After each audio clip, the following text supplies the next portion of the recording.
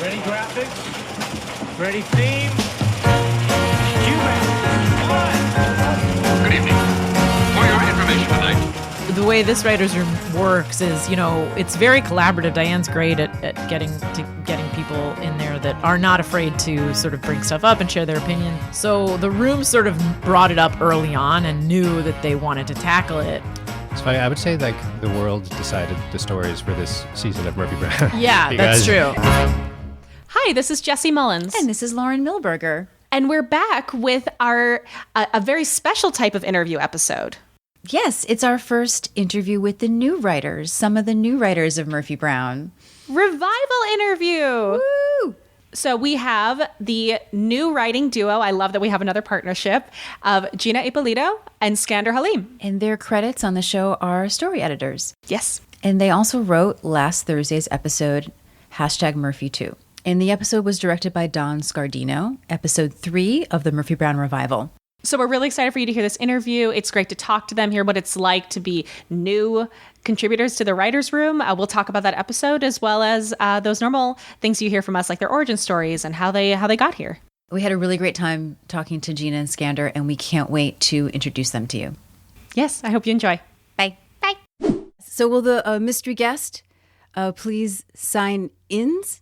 Is that a correct kind of, because there's two of you here? Yeah. Yes. I'm Gina Ippolito, and I'm a writer on Murphy Brown. I'm Skander Halim, and I'm Gina Ippolito's writing partner on Murphy Brown. Ooh. I'm so excited that our first writer interview for the revival is another partner duo. Yeah. Yes, and we've only had one half of each partner, former and current. Oh. Right. You had Norm. And Yeah. Norm, but Steve. not- But not Tom. Oh, And obviously interesting. Tom and Norm are not writing together this time. Yeah. And we've had Steve, but not Gary. Yep. It'll be like an episode of Lost that they brought up a lot of things in the first interview that made no sense. Like they'll just be like, it's all about the peanuts. And then you're like, I don't know what that means. And then when the other writing partner comes on, they'll connect the thoughts. We'll just edit it all together. Yeah. We get a lot of inside info, where we're like, I feel like I know Gary better than I do because of what I've heard through the stories. Oh, yeah. Yeah, Steve talked a lot about Gary. He did, Aw, which is isn't that lovely. sweet? Isn't it? Yeah. They love each Yeah. other. They have a lot of stories. Those original writers all have lots of stories. Oh, I bet. We have fewer stories. They're very good raconteurs, so Yeah. it's very entertaining. Well, let's talk about your stories for a bit, and then we can go on to other people's stories. You like my segue? Yeah. Right? Was it good with that? Skillful. good. Yeah. So we like to talk about, we call your origin story. You know, where you came from and what brought you into writing and what led you to Murphy Brown. Cool. Well, I grew up in New Jersey and then moved to LA to do comedy and acting and writing. And I started at UCB, started taking UCB classes in 2007, improv classes. And then once I went through that program, I started taking sketch writing classes. So that got me into writing comedy.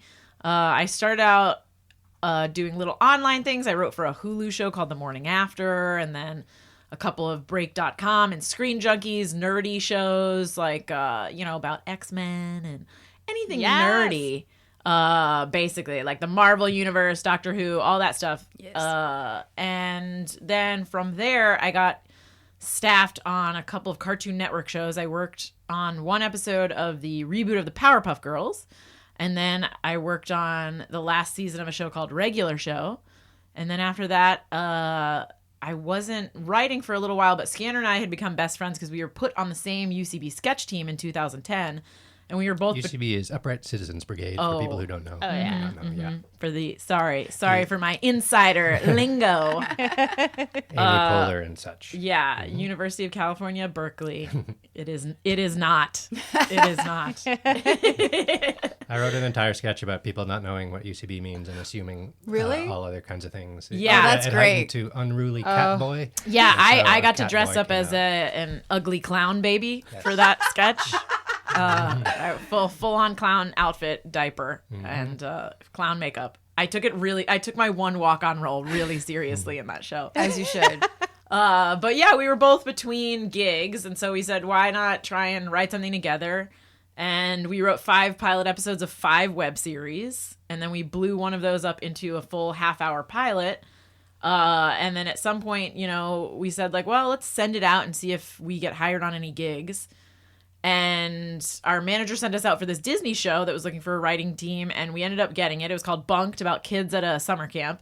And we worked on one season of that, and then towards the end of that, our manager submitted us for Murphy Brown, and we thought we had no shot in hell of getting on Murphy Brown because everyone and their mom wants to be on Murphy Brown, and we knew that they were bringing back most of the original writers, and they only had 1, maybe 2 slots available.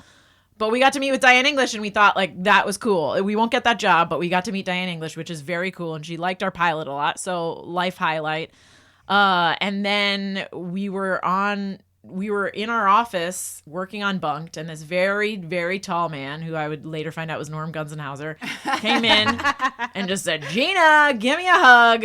And I said, "Okay, strange man," and stood up and hugged him. And he said, "It's gonna be that you great." just hugged him. Yeah, I did. You Which just went with I it. feel like if you want to abduct me, I just gave you some insider information. Gina, get in the van. Okay. I'm way too trusting. Well, even when we first Skyped with Norm, he gives off this sort of loving hug kind of vibe. Yes. So, like, Yes. you trust him. Yeah, I can see yeah. that. I mean, thank goodness that his powers are for good in that movie, because I would go anywhere with Norm. Yeah, exactly. He could easily he could have a basement full of people and but Absolutely. he doesn't. He chooses not to. that's good on his part. Yeah. So he was actually how we found out we got the job, because he said, "It's going to be great working with you." And I said, "I'm going to be honest, I don't know who you are or what you're talking about." Oh, wow. And he goes, "Oh my God, you haven't been told." And he started to panic a little bit, because he was like, "Well, I'm Norm Gunzenhauser. I worked on the original Murphy Brown." And then, of course, it clicked in my brain that, oh, this guy is telling us we got this job. But why is this the way? Like, this can't be real. And he was like, "Oh my God, Diane sent us an email, but and because there were legal things that needed to be worked out." But he got so excited because he saw that we were on the Disney lot. He was working on Raven's Home. And he got so excited that he said, "Oh my God, they're right on the lot. I'm just going to walk over and say hi." And I said to him, "Is there any chance you're wrong?" And he goes, "Yes, maybe." Oh my God. So we had no idea. We had no idea if we got it. 24 hours. Yeah. Oh, We called our wow. writing manager and said, "This weird thing just happened." She said, "I have not heard anything. Do not assume you got this. Tell no one." Of course, all of our coworkers were walking by being like, "Congrats." And we were like, "No, we don't know if we have it. Like, please." So we didn't tell anyone. And then, almost 24 hours later, our writing manager called and said, "I just got the email. You guys got the job." And then we successfully lost our poop. I have a friend who talks, a fellow actor friend who talks about how we never talk about the up-furs. Uh-huh. And how you never talk about what you're up for. Yes. Yeah. Because of that exact feeling of Exactly. if somebody's like, "Well, I know you're a finalist." Yeah. Yeah, I mean, with actors, it's always a conversation about when exactly do you break the good news, because you could, I hate to say it, but you could go to the table read and it could not work out. It's unprecedented. Yeah. Oh, yeah. Yeah. So- And Skander's much more careful about that stuff than I am. I Yeah. immediately. I still haven't told anyone that I'm writing for Murphy. It could all be taken away at any moment. But yeah, no, that's a good summation of our story. But to fill in, my where own did you background, I'm Canadian. I'm from Ottawa.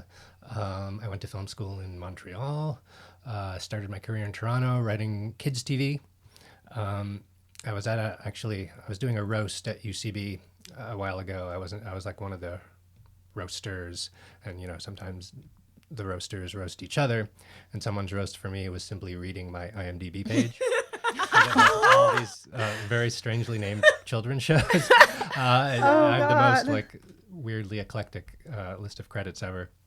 So I did that for a few years, and then I had an indie film that got made in LA, which prompted a move to LA. I wrote some feature assignments for a while, then got back into TV, and then started taking classes at UCB, and that's when our stories converge. Gina's and mine. So did either of you, now this is something that we've talked, I know Lauren and I have talked about the young generation coming into the writer's room. Were either of you aware of Murphy Brown when you were younger? Yeah, totally aware. Didn't watch it, but definitely aware that it was on. I vaguely remember the Dan Quayle stuff happening. And then beyond that, the sort of pop culture references that that always, you know, either poked fun at it or paid homage to it, like the Simpsons. So was aware of that stuff, but didn't actually watch it. Yeah. Skander? I have pretty distinct memories of watching it with my mom and my older sister, particularly the Dan Quayle episode. I was surprised that I had like, you know, certain quotes that, you know, when I was rewatching the episodes to prepare for the job, it was all kind of came flowing back. So yeah, it was a pretty formative show for young Skander. So definitely not something that I thought I would end up writing for.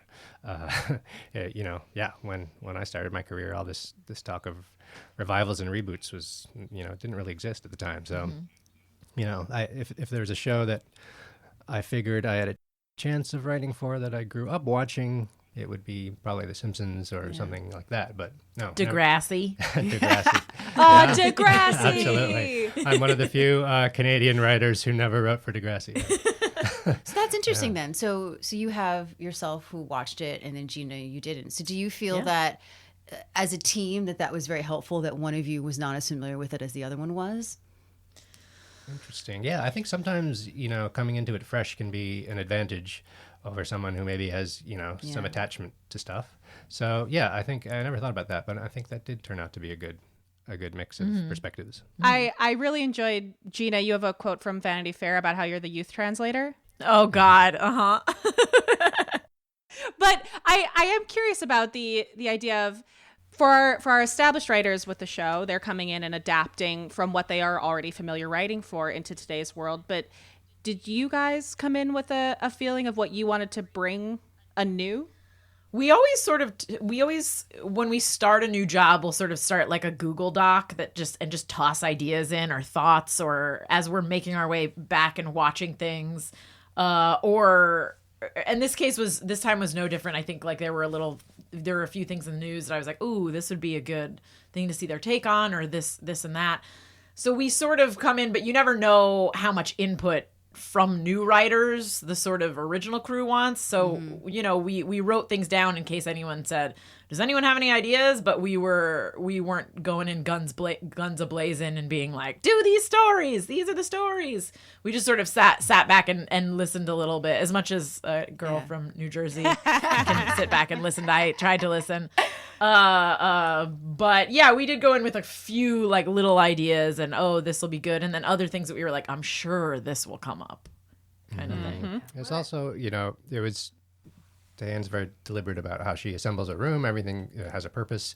And so it was pretty clear to us, you know, that we were the younger writers there and we were the least experienced, and we were probably brought in to bring that perspective, and it has kind of panned out that way.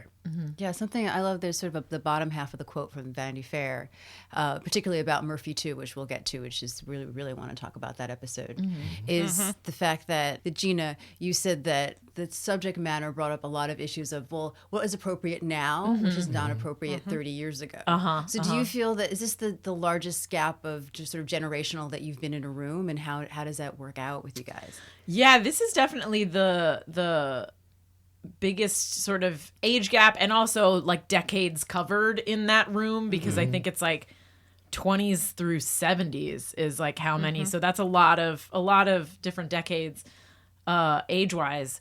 But yeah, I think it was an interesting conversation, because alternatively there are people younger than me and younger than us that sort of like we're close enough to it to see how the new wave is coming up, particularly with things like informed consent, which is sort of a newer thing, you know, versus, so that's sort of like the one end of the, I guess you could call it extreme spectrum or whatever, is asking permission to do everything, versus sort of the older generation of like, no, you didn't do that. We grew up with, you know, Han Solo grabbing Princess Leia and pushing her against the wall and kissing her until she says yes, kind of thing.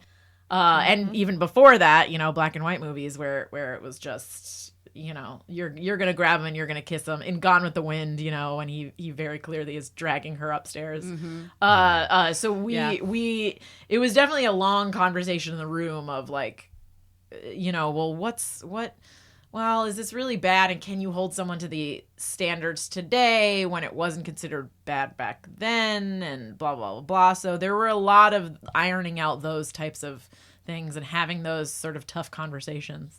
And obviously, everyone in that room is progressive and, Yes. leftist and such. But, it can be, odd, strange when the trends change so fast. I remember my mom, who was like, a feminist, but when I just have this memory of like when Camille Paglia started writing stuff about, how great the Sports Illustrated swimsuit issue was and things. My mom was just being completely kind of perplexed by this new wave, and not knowing how to deal with it. And so, and I'm sure, there will be a time when Gina and I, the youngsters, will start coming up with things that we're like, what? So it was all sort of like, it was everyone on the same side, but talking about these various like gradations. Yeah. What are the nuances versus like no one in that room was like, but rape's still okay, right? Luckily, thankfully. Yeah, no, that's not something I think we expected. No. Well, I think it's something that I appreciated, and I know we will go more in depth into your episode in a moment, but that stood out to me was the fact that perspective of, well, it was a different time and what were we supposed to do then, came out of the women in the episode rather than the accused, which I thought was an important stance because the confusion was on all sides. Yeah. And it's something that we've talked about a lot in recapping the old episodes for a show that is in many ways still very progressive, even in its original form, but also being able to appreciate its progressiveness at the time and still be able to recognize how that is still dated for us now. Right. And exactly. how to appreciate movement while also acknowledging that there's still a path forward. Yes, well put. Oh, thank you. So to quickly just remind everybody, so we are talking particularly with the writers of #Murphy2, which cracks me up that a lot of people like to spell out the hashtag. Is that all? Have people been spelling it out? Yes. I don't know if certain people don't know what to do with it. IMDb particularly has had it both ways. Oh, love it. So I'm assuming it's just a hashtag. It is just a hashtag. That's how it is on the script page, on the title page of the script. It's just the hashtag, not spelled out. Yeah. But that cracked me up. It's not like you would write out exclamation point. if it Right? was, Yeah. I don't know if it's that a is generational thing or people are being just very specific with their grammar. I don't know, that but is it was interesting Yeah. when I Googled. Yeah. I mean, I write out hashtag to be annoying. It was. It also makes it a very long title. Yeah. Yes.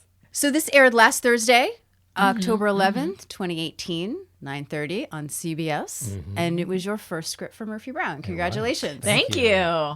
Yes. What a first script. Yeah, no. Considering the subject matter and that you only have 20 odd minutes. 21. 21. Yeah. Oh, It's man. terrible. It's terrible. We talk about this a lot. I mean, it's just, it's sad how short sitcoms are now in comparison to how long Yeah. Murphy I would Brown say used that's to be. probably been the single biggest challenge is Yeah. the Yes. short time and not to be all boohoo, we write for TV. Yeah. It's so hard, but it is what can I say? It's hard. It's hard to tell a story with juggling that many characters in that short a time. Yeah. Well, I want to give you guys some props from those of us over here in the pod. And one of the things we loved the most about original Murphy Brown was its ability to handle the dramedy and really get you within the comedy.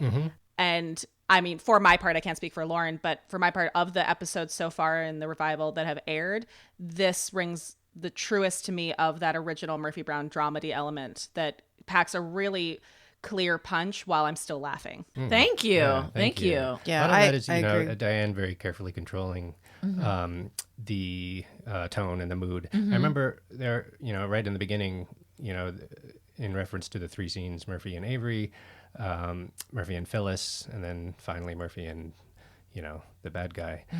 She literally said, "Don't worry about jokes when you do this."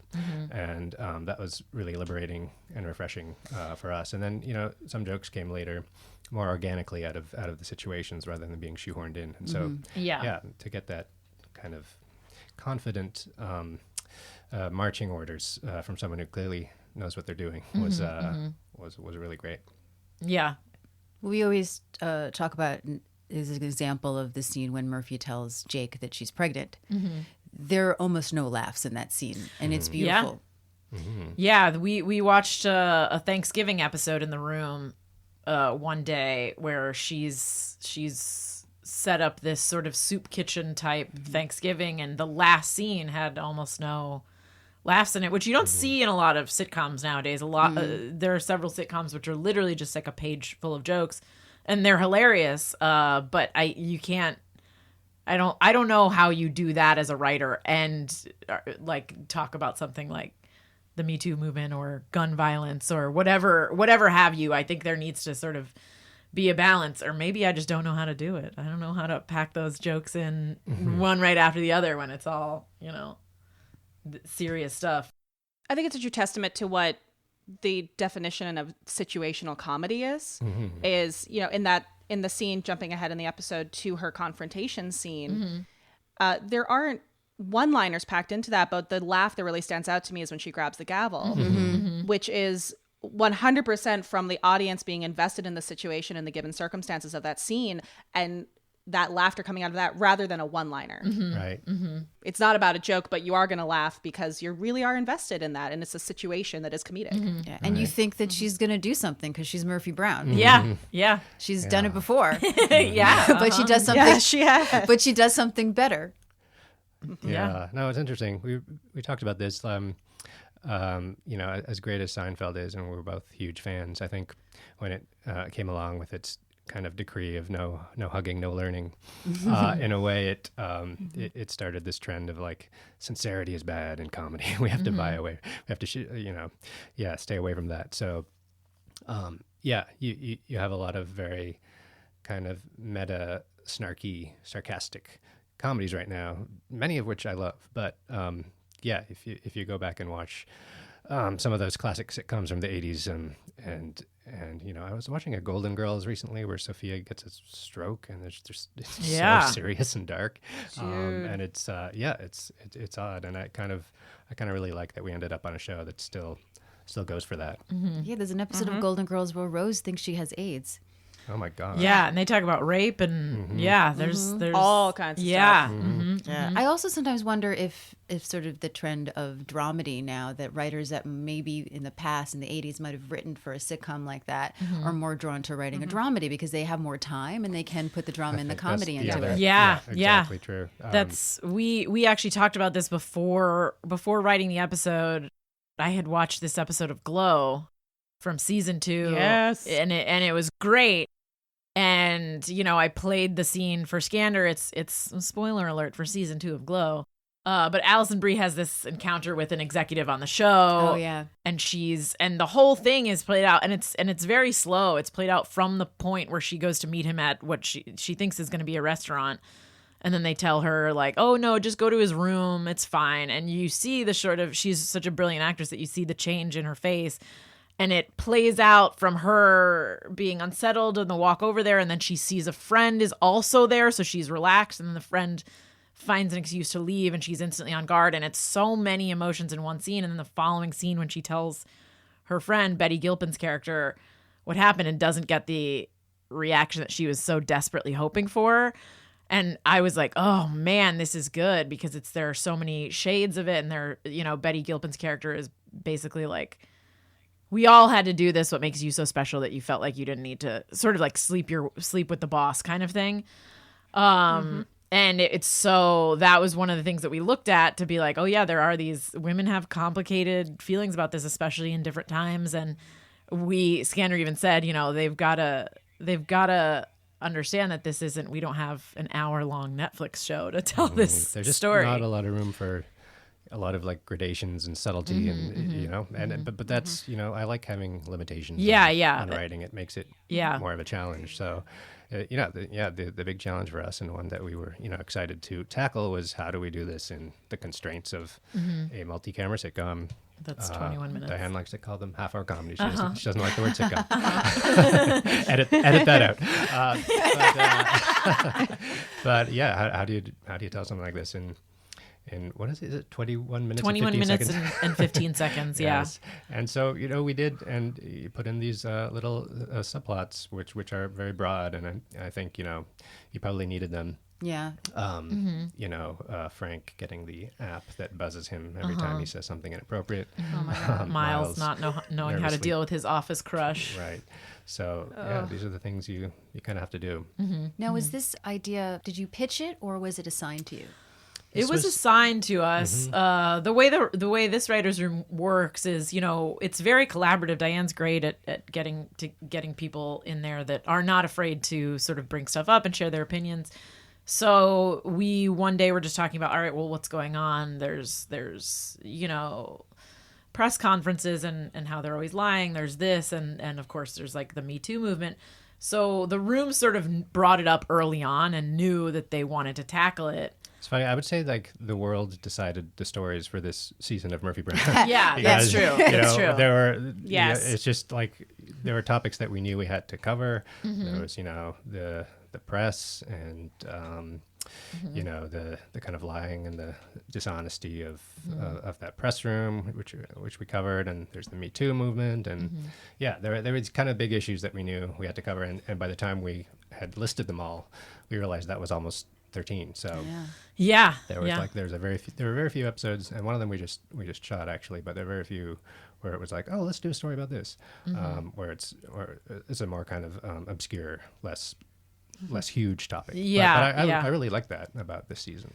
It felt really like, oh, let's do this. Let's take on these giant things. And we had no idea, obviously, when we were writing it, which was a while ago, that all the Kavanaugh hearing stuff would be happening right when that happened. And actually the day that the premiere happened was when it all sort of came to a head. And so it was gratifying because that was such a terrible, terrible day watching those hearings. Yeah. And then being like, all right, I got to go to this premiere gathering for Murphy Brown. And of course it was all we were talking about, but then the tweets started rolling in of like, oh God, I needed this reboot of Murphy Brown on this day. And then 2 episodes later, it was our episode once the world realized, oh, they just confirmed this sack of crap.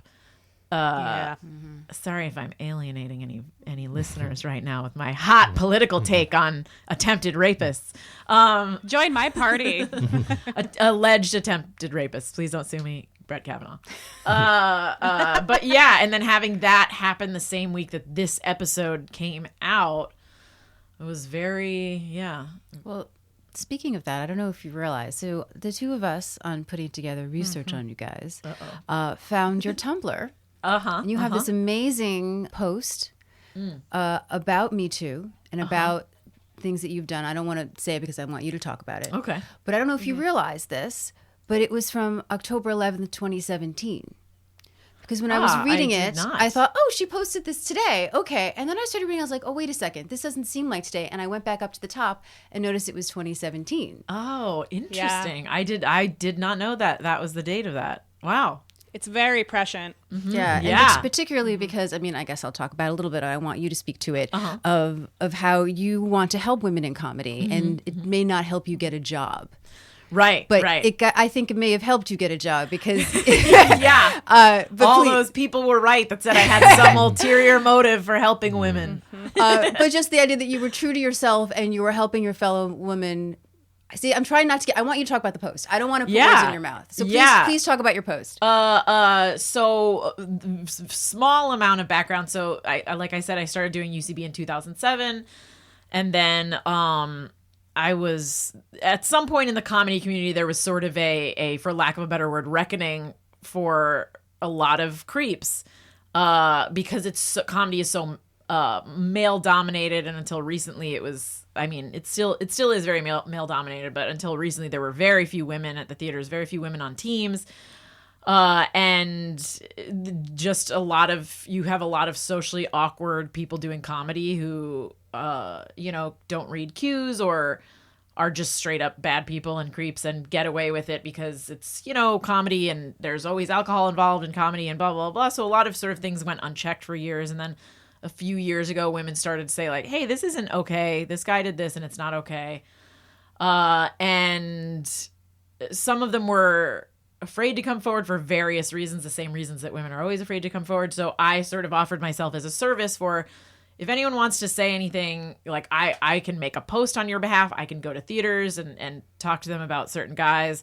I'll even go with you to the police if you want to report it. Or you can just tell me about it, and I'll never tell anyone, and I'll never do anything, but sometimes just talking about it helps.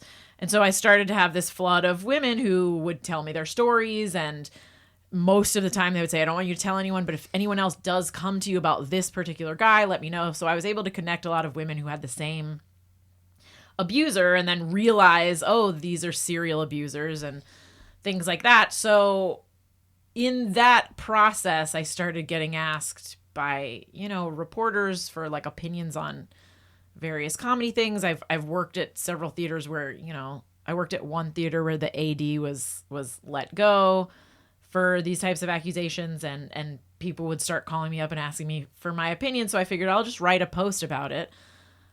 Because, a lot of people were like, well, what's happening? Is it going to turn into a witch hunt where, innocent guys get accused, the same refrain that we hear all the time. And so I decided to write a post after seeing the same pattern happen over and over and over again of guy gets outed. He's accused by anywhere between 1 and, 60 women. I don't know what Cosby is up to now.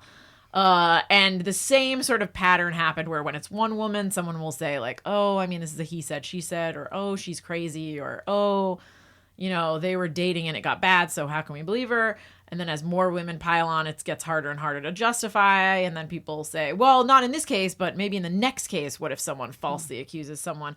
And it was the same things. And every time, not to stereotype, but a lot of the times it is men bringing these things up, these concerns up about what will happen when we go down this slippery slope of not wanting rapists in our community. And they always think that they're the first that asked these questions. They always think they're the first that ask, whoa, but here's a mind explosion for you. What if a guy is falsely accused? And when in actuality, it almost follows a script. Every time this happens, it almost follows a script. So I decided to write this post. I think this is the one that you're talking about. I have a lot of feminist posts on my blog, but saying like, hey, here's how you can treat women in the Me Too movement, and here's how, here's like sort of patterns that I've noticed that come out. And if your knee-jerk reaction is to say she's a liar or this, like get over that. And yeah, it was just based on all of my experience working with women, and then conversely hearing men come to me and say, I know you're doing this, and I know for the most part it's good, but what about this and what about that? And so I was like, well, maybe I can sort of put their minds at ease while also saying, hey, if you think you're the first guy that's ever brought this up, you're not. Women have been dealing with this in most cases since we were 12 years old. We can tell the difference between a creep and a guy who's just like awkward with women. And no one wants to out the awkward with women guys. We're not going to tell a guy like, how dare you ask me out when I'm clearly not interested in you. That one time, and then you stopped and never asked me out again because you saw the boundaries. That's not what we're interested in. So, so I wrote that blog post, and apparently it was a year ago from when our episode aired, which is cool. I don't know. Did that talk about what you were? Yeah, okay, no, great. You did. You almost. I'm looking at it right now. I almost pulled out some full quotes about it. It's pretty awesome. One of the things I appreciate is at the very end of your post, you basically say, if you've made it this far, my suspicion is you're somebody who already didn't do this stuff. And that hopefully eventually you'll come back and read through this and actually think about it and do some research. But you have a great quote that I'm going to read back to you, and I apologize if this makes you uncomfortable to hear your own words again. Not at all. But you say, I'll end by saying this. Typically, where there's smoke, there's fire. Where there's 2 women, there are almost always more. If you want a bare minimum to take away here, it's that if 2 women speak out about a guy or had an experience with a guy involving rape, harassment, assault, etc., that should be it for you. You should believe these women. Ideally, you should believe it when it's 1 woman, but baby steps. Yeah, and I still believe that 1 year later. I just think it's I think that it was never more obvious than with the Cosby stuff, and I realize I'm picking sort of the most extreme version of this, and everyone always says, well, we're not talking Cosby here. But I'm going to pick that one because I think it's the easiest to understand. But And even he had defenders. yeah, Till exactly. the And end, still has After defenders. double digits, people Yeah, still. exactly. But originally, there were as far back as when it was happening. I think the 70s was like the first example they have of a woman saying like, "Hey, this happened," and it was very quickly shut down. And then over the years, there were other rumors, and they were all quickly shut down. And women were sort of seen as these opportunists. And only when it was that, I think it was the New York Times article where they had a picture of each woman and they told their story. And I read through every single one of them, even though they were like, after the 10th one, you're like, oh, Jesus Christ, I need to go like take a shower for like a week. But the similarities between it, like, I don't know how anyone could read that and be like, oh, these women who didn't talk to each other have all these almost exact things. Because these guys have patterns most of the time. It's just like any other crime. If you're a burglar, you will do it sort of the same way each time and maybe learn and tweak. But this is no different than that. And I think that it was, with the Kavanaugh things, that was sort of, people were like, well, let's wait and see if there are others. And then they were like, well, let's wait and see if there are others who are more credible in our mind based on this random idea of credibility. But I've rarely seen, just one accuser and people will say like, yep, okay, cool. Like that guy is a dirtbag. And it's always more and more start trickling out. And then it sort of gets to the point where people are like, ugh, fine, I will believe them, I guess. So yeah, I think for obviously we should believe every woman, but once there's two, in my opinion, it's like, what more do you want here? What's the cutoff? So for me, if you're baby stepping it, once there's two, just sort of stop what you're saying about like, oh, but she's probably difficult or probably wants money or probably wants this. Because one woman accusing a guy is, statistically speaking, one woman falsely accusing a man is very, very minuscule. Mm-hmm. Two is almost impossible. So I think something that stood out to me within your episode that I appreciate is that idea of, even when you say like, I'm going to use Cosby, I mean, and people say, well, it's not a Cosby situation. The idea of qualifying harassment and putting it in rank. Escalation is a real thing within criminal acts. Things always start small and then escalate. The idea within our culture that, if it's not full on rape in bunny ears, that it's debatable. And one of the things I appreciated in your episode is that Murphy's story is not a complete rape situation. It's still just as damaging. And I appreciated that it didn't have to go that far to make the point, because I think those qualifications, it's not as bad as, I don't know if you guys know the controversy surrounding Riot Games right now. It's been ongoing. I have friends who have worked for them and since no longer, within the toxic environment of of toxic masculinity within a predominantly male it's company. It's like Gamergate and all that stuff. Gamergate within the actual gamer creation community. And one of the things that comes out of that is like, well, what's wrong if I thought you were hitting on me? Right. It's not my fault that you sent me these signals.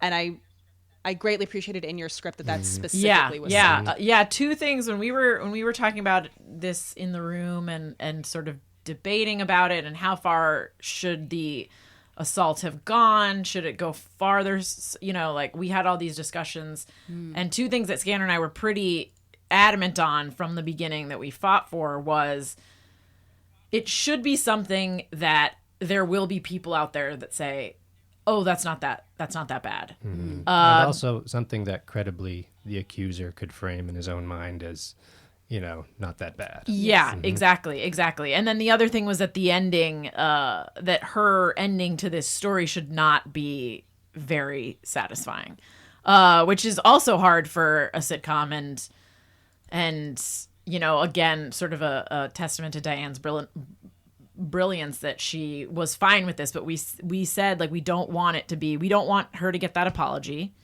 We don't want him to show any remorse. There would be a sitcom-y version where oh, she gets his confession on tape and plays it, on air or something. But these things just in real life rarely have any kind of satisfying resolution. Yeah. I feel like even if quote unquote justice is gotten, that the damage is lasting and already done. So you can't really tie a bow on something like this. Yeah. And actually, like, one of the more gratifying things about like the tweets that we've been getting is a lot of women have been saying, I like the fact that it's not what she wanted. She didn't get it. Like, she went there thinking, I want an apology. I want you to like tell me what happened. And it's just like almost anything in life, any type of relationship that you have, you never get the kind of closure that you want. So you have to sort of get it where you can. And that was her taking her award back, which, like Skander said, maybe isn't as satisfying as him saying like, yes, you weren't sending me any signals and I totally like took advantage of you and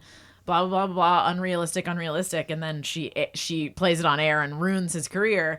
And then another conversation was, how can she sort of, what would she do if she saw a young girl working for him? Because she doesn't seem like the type that would grab her and run out of the house and say like, get out. But we sort of found this way to have it be clear, like, hey, I'm here if you need someone and you feel like you don't have anyone, you can, like, here's my card. And those sort of little things are the things that people have been tweeting about the most, which is really gratifying to see. I think there was a point where we felt like it would, like, Murphy was doing this for her own personal closure, but we both felt strongly that the Me Too movement was about sharing and helping other people in a similar predicament. And so we had pitched the idea of Murphy talking about what happened to her on air. Diane didn't quite see that, and in retrospect, she's right. She's always right. So we found the compromise of having this, because originally the professor's assistant was supposed to be an older nurse, and we thought, well, what if it was a younger Murphy, and that could sort of the compromise would be, okay, we could see her reaching out and helping others through this one instance. I really liked that aspect of it because it was real. And I think that that's a way that the audience, particularly the tweets that you've been getting, I mean, from my perspective at least, and I don't know if you'll agree with me, I feel like you will, Jesse, but I don't want to speak for you, is that you connect with Murphy and you see that she's human and you see a bit of yourself in her, because that is usually how it plays out. And she had to take a bit of herself back, which is why I do love about the award. But particularly, sort of jumping a little bit ahead, is that Murphy being a character that many women looked up to because of her honesty and her take no prisoners, to know, because of what society puts on a lot of women, that even this can happen to her. Yes. I particularly love the line in the beginning when she's talking to Avery, which was very powerful for me, which was, I wasn't always the Murphy Brown that you know. Because she makes it seem like she was. Yes. Oh, sorry, please go ahead. Oh, I said that was pure Diane English. Yes, she wanted that phrase said. No, I totally agree. One of the luxuries we had was we were able to tell the story with this iconic character who had already all this backstory that was done for us. We didn't have to, create a character from scratch. So I think we're kind of very aware of the responsibility of telling that story, and so thankfully we had the character's creator watching over us. But I think I think you're right. There's a perception that, oh, this only happens to weak women, and sure, she wasn't the Murphy Brown she is now, but.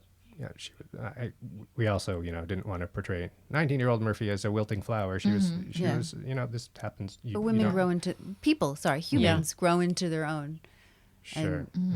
Well, and I appreciate that there's a small call out to that the metaphor throughout is the idea of things being stolen from people, the metaphor of the actual trophy, and the moment when he tries to steal her success and saying, you wouldn't have been here without me.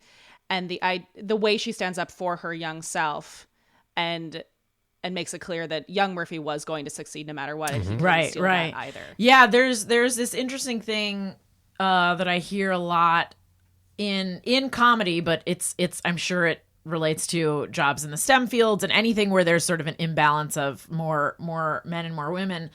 of when this movement in comedy sort of started to happen of like, hey, don't treat women this way and blah, blah, blah. There were a lot of men and women of a certain generation who said, this is how it's always been, and women, and the strongest women will succeed despite that. And they sort of learned how to do it. And and people bring that up a lot and say like, oh, well, can't you not, like, isn't it, you can't be so sensitive.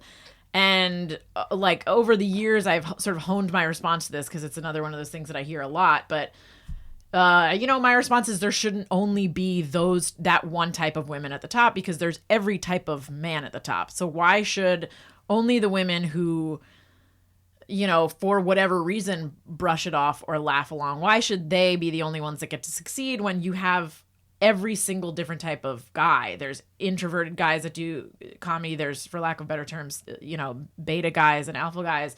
And then for a really long time, you only had these women who could laugh things off and brush things off and didn't have to go home and cry about it. But now the women who are set these boundaries, they should also be allowed to. I mean, they always should have been allowed to. But to me, I had a friend who watched the original Murphy Brown and said, oh yeah, she was this character that she was always an inspiration, but I always sort of felt like, all right, if I want to succeed in one of these things, I have to be strong like her. And one of the great things about the original was that they had Corky, who was her opposite, who did it her own way and succeeded. But I think it meant a lot to, or hopefully it meant a lot to, women who grew up seeing Murphy as like, oh, if I can just be strong like this and I will succeed in this thing that I want, to also see, oh, other like crap has happened to her. It's not that she just laughed it off and shrugged it off. It did affect her, and it didn't break her.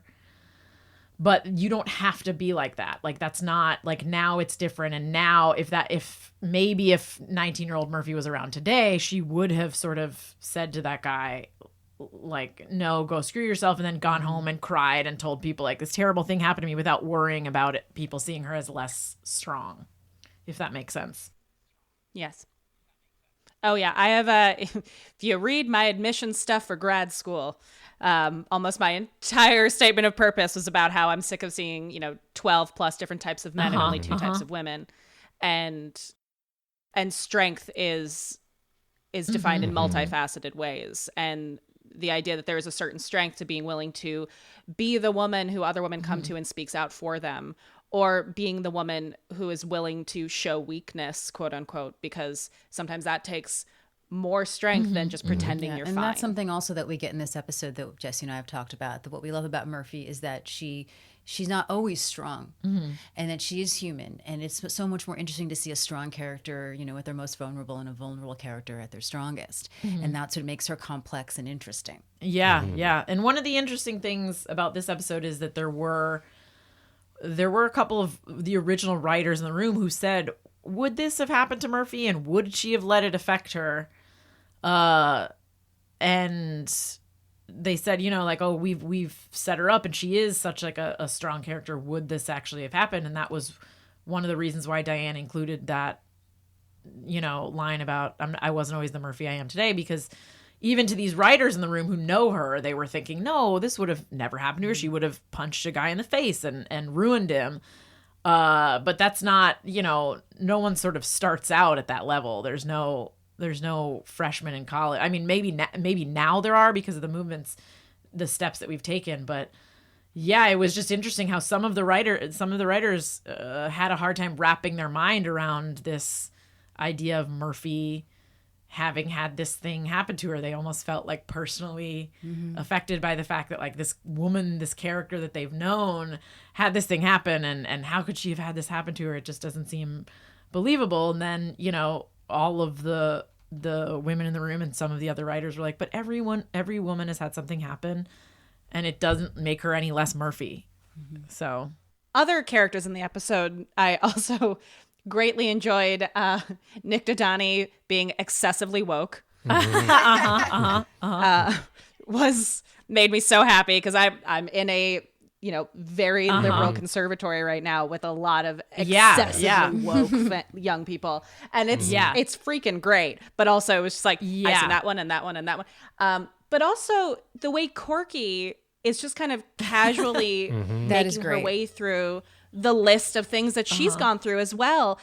And the quote to Miles about like, I haven't even finished my 20s yet. Yeah. And those stories were all sort of variations on things that the women in the room had gone through. Yes. Yeah, Haven't we I all was like, had the yes. foot fetish guy? I mean, I am on a site. My feet are on a site called WikiFeet. What? Somehow that a lot of comedians in LA have ended up on this site. They pulled like a couple pictures from my Instagram, one of which isn't even me. Just like, but like I'm somewhere and I'm like barefoot, and then it's like rate her feet out of like 5 stars. And at some, I forget how I became aware of it, but I was like, oh, who is? And it's got some ratings. No idea who rated them. So this is all to plug my WikiFeet page. Please go and upvote my feet. 5 stars, my feet. It was really hard to come up with stories for Corky that were funny, but Yeah. also, that was a real challenge. Yeah.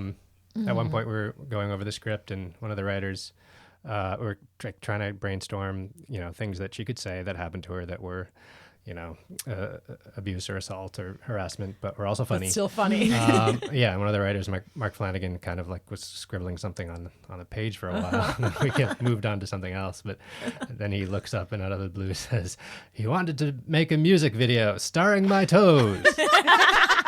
And, that one made it in. Yeah. And we all just instantly burst out laughing. Yes. Oh, there was a guy in New York for a while who got away with having a show about women's feet because I complained to backstage. And they went, well, he puts on the show.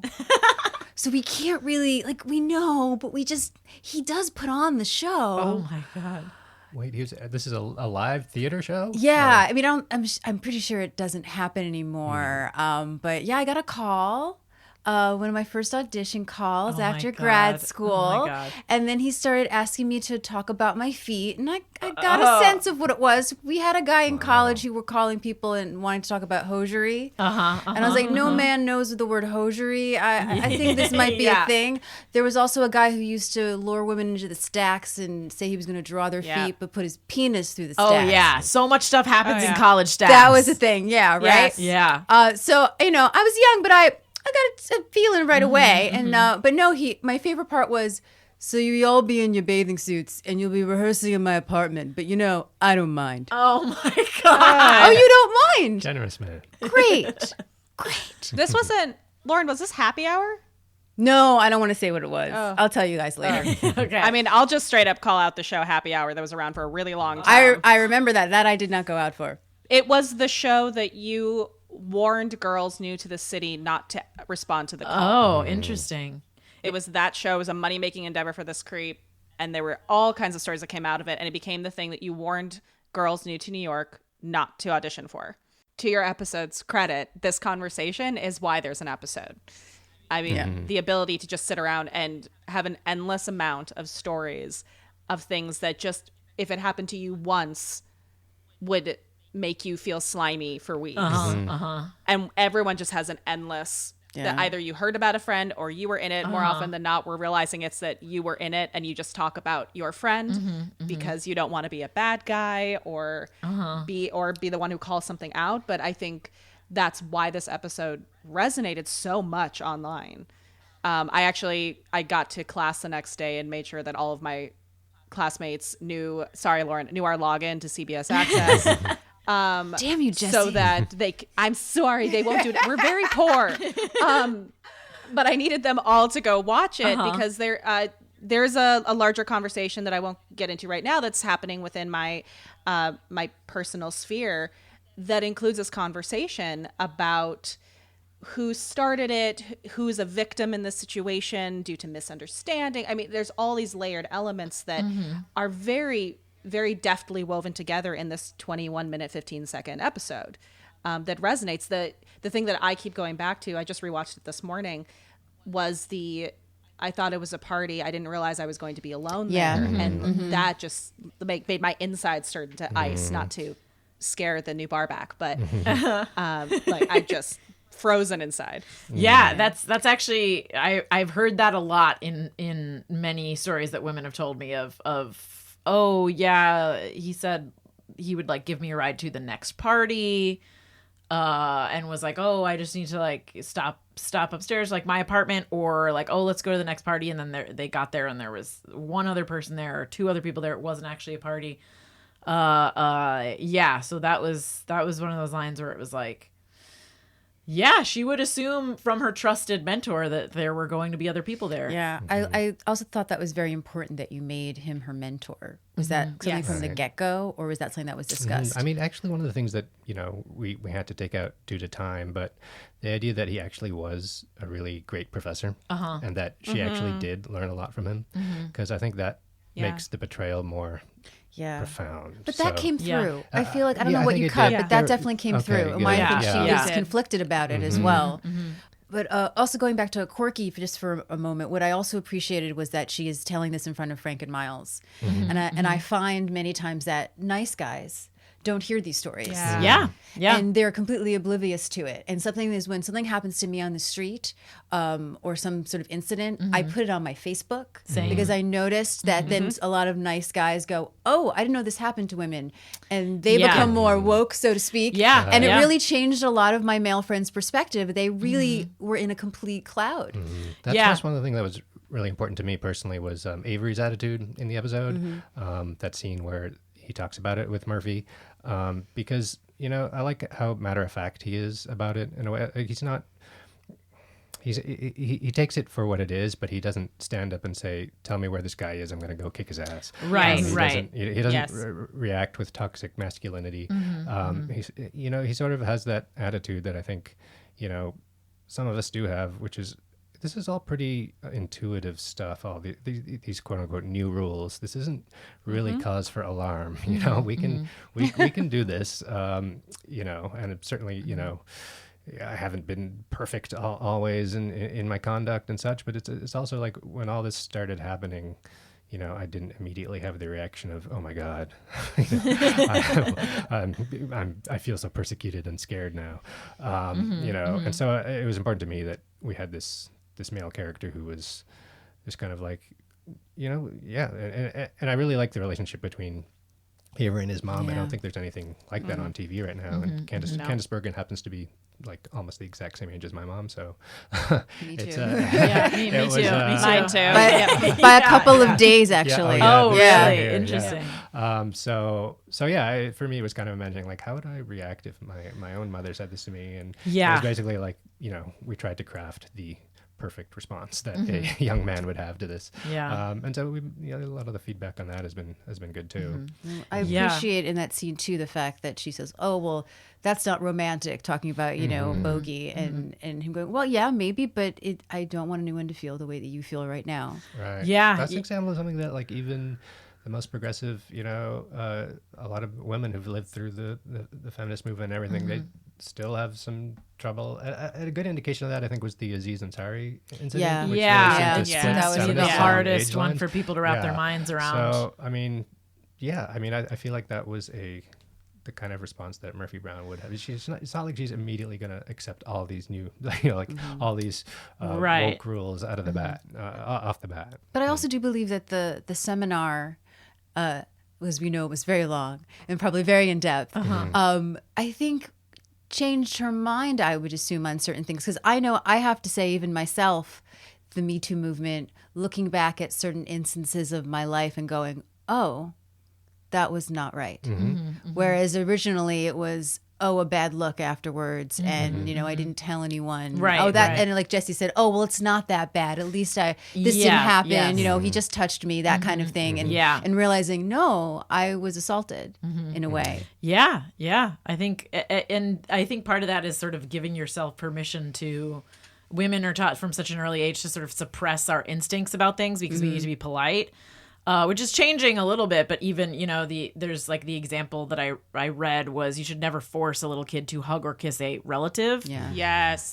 Which is like my parents will still do it to my niece and nephew. It's like, oh, give your aunt a kiss, and I'll go. They don't have to if they don't want to. Like, it's fine, because it just sort of teaches you to do things you don't want to do in the moment, and it's under the guise of, well, it's polite society, or like women don't cross to the side of the street because you don't want to see like offend anyone, and blah blah blah blah. But yeah, like I think it is sort of giving ourselves permission to say like, no, you know what, I knew at the time that it wasn't right, but because of how everything is, and because I didn't want to seem this and I didn't want to seem that, I sort of convinced myself it wasn't. And now it's about sort of giving permission. And a lot of times people will say, well, she stayed friends with that guy, or, well, she kept dating that guy. And it's very hard for them to grasp, like, why didn't she get out of that situation? And it's just like, you might as well be asking, like, why does society, tell women one thing and men another? Mm-hmm. It's just so hard to unpack and complicated, but that's how our brains have been trained to work, is like, oh, stay friends with them, don't make a big deal about it, blah blah blah blah. So and also politeness is difficult. I mean, as someone who was raised Midwestern, politeness is a very complicated concept, because beyond just calling out the person who may be offending you or assaulting you is also, recently I had an experience where my concept of politeness was challenged because I had to go to a male friend and tell them that they let me down by not backing me up, by not speaking up, by being absent. And that idea of being able to call out what you need and not implying that person is a bad guy. We deal with a lot, especially as women, we deal with a lot of guilt about not wanting to hurt others by our own hurt. And for me, something that stood out a lot in this episode was the conversation of grooming and coercive control. Yeah. That idea of, it starts very small, and Skander, what you were talking about with him being a good teacher, the idea of you owe someone something, Right. that you don't want to make them feel bad because they did these good things for you. I think Gina, I think it was in your post about, just because somebody was good once doesn't mean that they weren't bad later. Right. Just because they were nice to this one person doesn't mean they weren't bad to this one. And being able to have these conversations and acknowledge the difficulty of that conversation, the intricacies within it, and that somebody can murder one people, and just because they didn't murder everybody else doesn't make them not a murderer for that one person. It's complicated, and being willing to acknowledge the complication in the conversation. Yeah, I think like one of the things that was important to us when we were writing it was that there are these three big scenes. She starts out talking to Avery, she goes to Phyllis, and then she goes to Professor Talbot in the end. And we wanted to sort of just reveal a little bit each time. We didn't want her to come out and say to Avery, like, oh, yeah, like he pinned me down, he filled my glass with champagne, he kept touching my leg. Because I think she had to sort of get to a point where she was okay revealing that and letting herself remember all of that. And to me, that sort of is, and we even had a conversation in the room with when talking about Avery, when she says something happened, and his next line isn't, well, what? Because this goes back to like sort of him being this progressive ally. He just says, did you tell anyone? And someone in the room had said, wouldn't he instantly ask? And I said, no, because when you get training on how to talk to people, you know that you never ask. Like you never ask more than they're comfortable sharing. Yeah. And I think this is part of that sort of teaching women sort of like bad habits, because your instinct is to always downplay it. Even when you accept that something did happen, you say like, well, we were doing this and, we'd always been friends. And so, like your instinct is to downplay it. And that is sort of another thing that we teach women, because if a woman just comes out and says, this guy did this, then it's like, whoa, calm down, crazy lady. So I think like while Murphy was easing herself into it, we were also easing the audience into it, because that's sort of how women are. And every time I talk to women who sometimes say, I've never told anyone this, once they tell me, then they're like, oh, I sat down with my friend and told her. And it's you give yourself permission to talk about it in a way that society is uncomfortable with. And then later on down the line, it's like you sort of get used to sharing your story and doing that. And we wanted that to sort of be shown in the episode, that she each time gets a little bit more okay saying what happened to her. Yeah, and I think the fact that she does sort of victim blame herself the way society does is also really important. It sort of reminded me, I mean, I've been thinking about this a lot lately in the last year, of how most of my 20s I was petrified of being alone, particularly in a professional situation with a man. Something that, let's have a drink, let's have dinner. Oh, what if he thinks? I was putting it all on myself. Oh, I might give the wrong impression because that's what society told me, was that it was all on me and that I was putting myself in a bad situation and it was going to be my fault if something happened.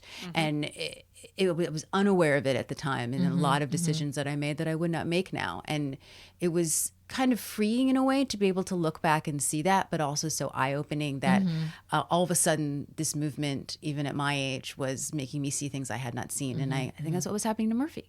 Yeah, I've had many conversations with Skander where I'll say, "Oh, this guy asked me to coffee. Do you think, is it a date? Because I don't want it to be a date. But is it a career thing? Do they want career advice?" Which is why it is a pet peeve of mine when someone does not make it clear that it's a date. Because I have many female friends who have gone out for coffee thinking, someone will say, "Oh, I loved your pilot.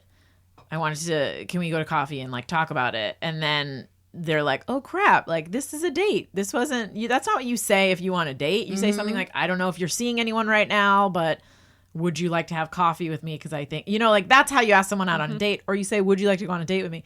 You don't say, "Oh, I read your pilot and liked it," and then, get someone's hopes up and do this, or say, "Oh, I want career advice," and do that. So yeah, well, there was this great Twitter post that I saw from a career coach. Particularly, she was coaching a lot of women in Silicon Valley. Oh, and there were a lot of sort of meet and greets where it's mostly men. And what was happening, whether the men meant it or not, was that they were kind of going into flirt mode right away, which is putting up a wall. Yeah. And I hadn't even thought of that too. Was that then these women were stuck because they couldn't get past the wall of even networking with these men because their first instinct was to flirt. Right. And so she had a whole list of things. She advised the women that she coaches to actually dress a little bit more professional than anyone else. Okay. Ways to sort of change the conversation. But she also said, guys, it's a networking event. Yeah. Yeah. Sorry you find them attractive, but you may not realize it, but you're stopping these women from going forward. Yeah. Because your instinct is to flirt. Yeah, which What is was almost that guideline that someone posted for a guideline for men in the workplace. Oh, Treat yeah. every woman you work with as if they're the Rock.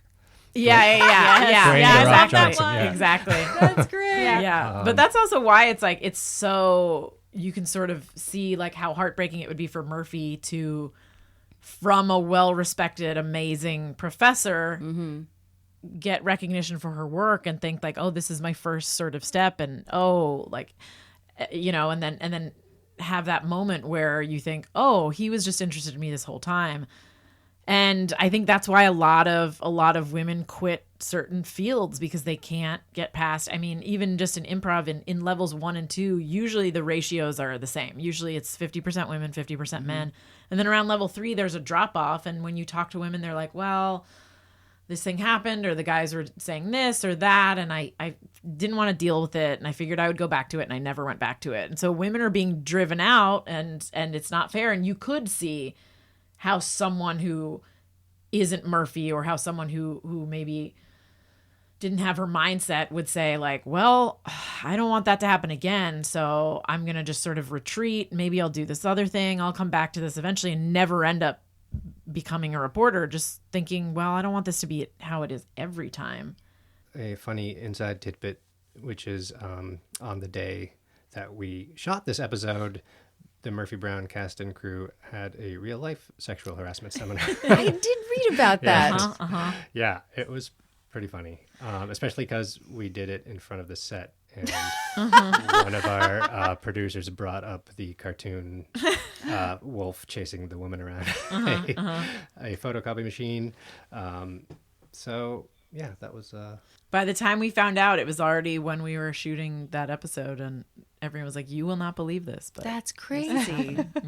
Have there been any other sort of strange coincidences revolving the show? Because I've Yeah. heard some other things. I will say, like the week that we shot this upcoming episode, tonight's episode, which is focused around a figure who bears some resemblance to Steve Bannon. there was a big Steve Bannon controversy the week that we shot it about whether or not he was going to like appear at this event, and they were getting backlash to it. And there have been many times where Diane will jokingly say they've got microphones in the room because we will write an episode, something that week will happen in the news that mirrors the episode, and then we all lament the fact that no one will know that we wrote the episode before that event happened, because a lot of people don't know how TV works or how long it takes. And then we're like, no, they'll think we wrote this after the fact and that we were just copying it. So there's been a few of those types of things. But we did not get any good material from that sexual harassment seminar that day, though. It was all straightforward. Please join us for part 2.